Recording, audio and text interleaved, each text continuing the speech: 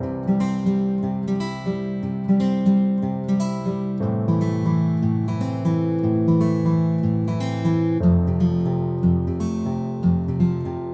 everyone, welcome back to the channel and to another time-lapse.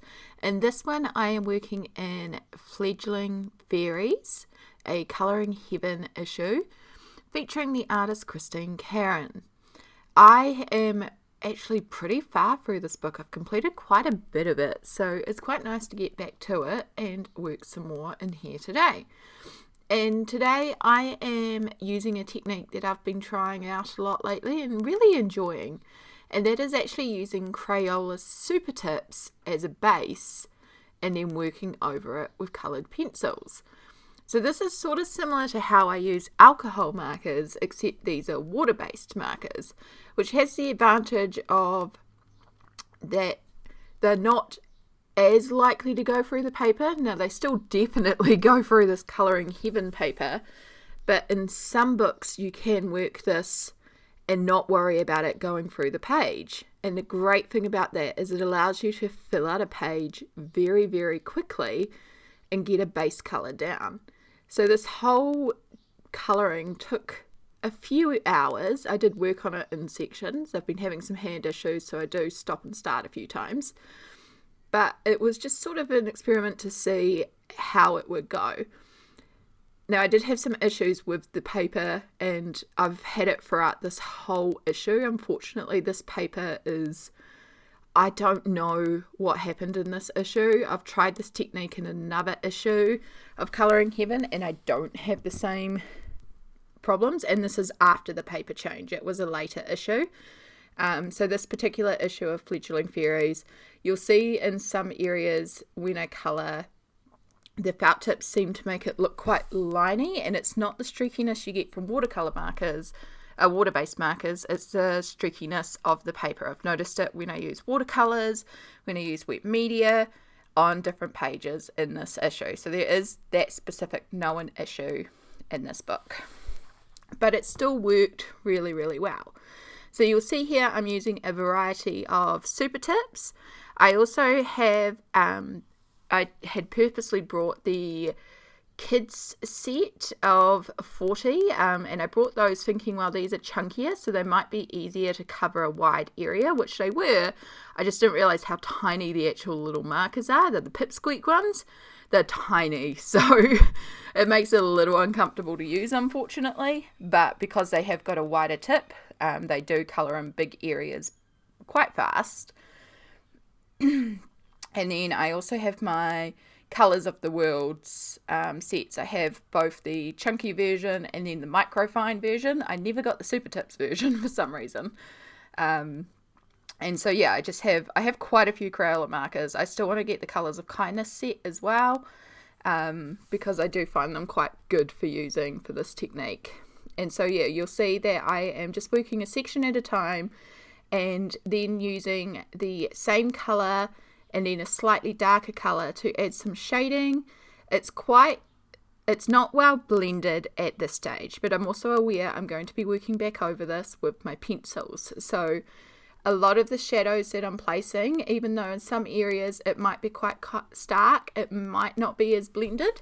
I know I'm going to blend a little bit of this out with my pencils. This is about trying to get a bit of shade, a bit of definition down, and get the base of this drawing done, which I really do like how it came together. So we're just doing the final little details here. And now we're moving on to the pencils. So for this, I grabbed my Faber-Castell Polychromos pencils, and I am working with a few different colours to build up the shadows. Now the great thing about using the Polychromos pencils is they are translucent. They're not opaque like Prismacolors. They have a translucency, which allows you to build up more layers, but also allows the colours underneath to shine through. So when I, for example, on the fairy on the left skin, was shading with the warm grey, I would work over where I placed that shadow, but I would bring the pencil down to where the shadow wasn't placed. And this would help hide that sharper sharper marker line that you get with the water soluble markers and blend it together, and it hides that sort of sharpness of the markers. But because we've got that marker layer down, I don't have to work over this over and over again. I can just very roughly lay down this layer and it looks quite blended. So it's really good in the sense of you don't have to work your pencils as much, which helps speed up the time. Now, I did have a little bit of an issue on the right Fairies green dress. It was really, really streaky, and that was because the marker itself felt dry when I started using it, despite being a brand new set. I didn't actually test it on a piece of paper, and I should have, because if I had tested it on a piece of paper, I would have discovered it was dry and then maybe changed colour. So yeah, that was something that I should have done, is testing my marker. Because it was dry, it was quite streaky. I could have worked over it with another layer to help hide the streakiness, but also that dress was always going to be the biggest issue because it is the biggest area. If you work fast with the water-based markers, you can sort of blend them with minimal streakiness, but if you work a large area, it can be a bit of a challenge to not have too many streaks. So yeah, so you see I just keep working in my pencils in a few different colours, blending them all together, making everything sort of come together cohesively. I will also pull out Posca and a black liner later on, which I use to help define the eyes, add in some shinies in terms of light reflect. Here we go. And then I also pull out a Deco Art Glamour Dust. This is a super fine glitter glue, and I add that into a few areas. Now this is also a really dangerous move because I did not test this, and I'm placing wet media on top of water-based markers, which had the potential to spread out everywhere. Don't do this without testing. I was lucky. But if you're going to do this, test.